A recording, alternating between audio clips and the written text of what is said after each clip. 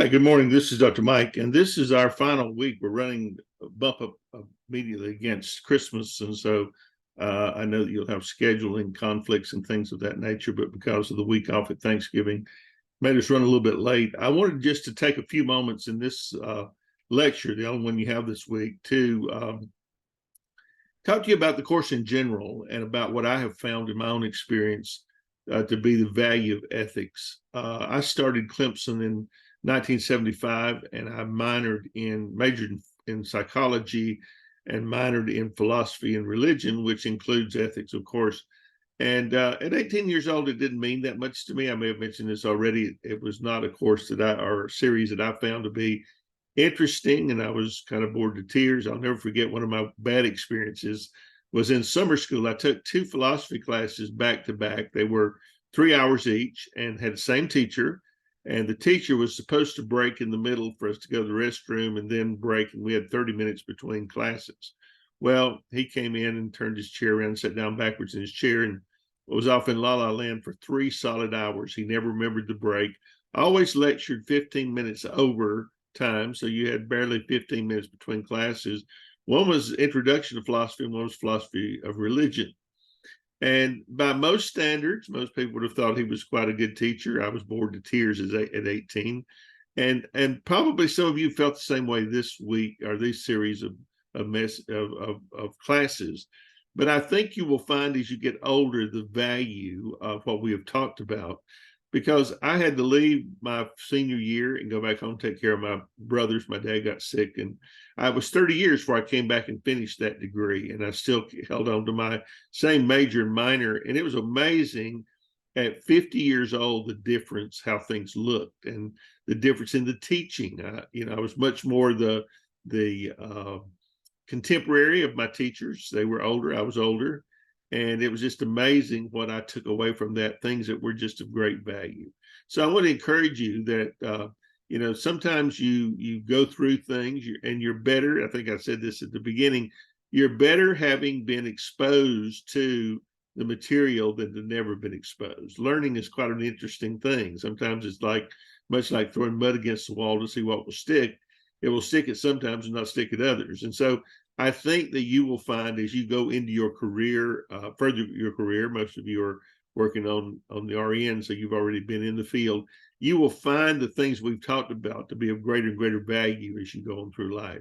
I still think, and I think I mentioned this earlier, developmental psychology would be a course that would be a wonderful course for you guys to have, because it teaches you about the changes through the developmental years.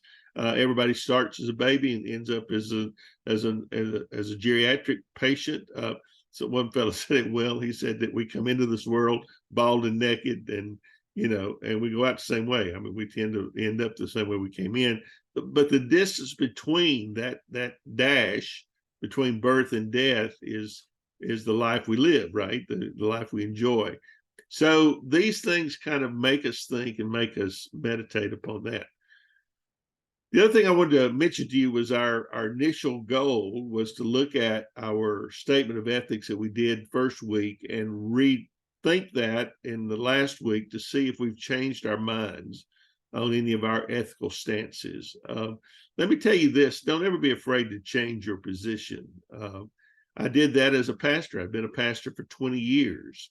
And I one day realized that as a Baptist pastor, my church was entirely Caucasian. There were no African Americans in my church. My church was 200 years old. It wasn't going to change. It'd been around since Civil War. My church had an attitude about not allowing women to minister as preachers or deacons, and they were very, very much anti-gay and homophobic. And so I said, this is never going to change. And if I stay in it, I'm condoning it. And if I die in it, that becomes my legacy. And so I literally left the ministry over that. And I've been very happy with that. That's why I got into teaching more full time. But you have to make changes sometimes. You wake up one morning and realize the world's moved off and left you, and you're still in this old stick in the mud kind of a mode. That you need to reevaluate. So don't be afraid to reevaluate your ethics and change them if you need to, because you need to be able to sleep at night, to be happy with yourself, to be able to enjoy the life that God's given you. So let me encourage you to not be afraid to do that. I've never looked back. I've never been sorry. I've never repented over the fact that I made that change. In fact, I'm quite satisfied with what I have found out. So let me encourage you to do that. I have enjoyed the 6 weeks. I wish you all the best. I am available if you ever need me for anything. I'm more than happy to try to help, to answer questions or whatever. I want to be more than just somebody that dumps their material and walks away. I want to be someone that helps you and this will be beneficial to your career. You don't have a lot of lectures this week or TED Talks or anything else. This week is more or less of rethinking, reflecting, pulling yourself together, getting your research paper in. And I will look forward to reading those and seeing your responses to the class. Best wishes and have a wonderful Christmas. And I hope to see you again soon. Thank you.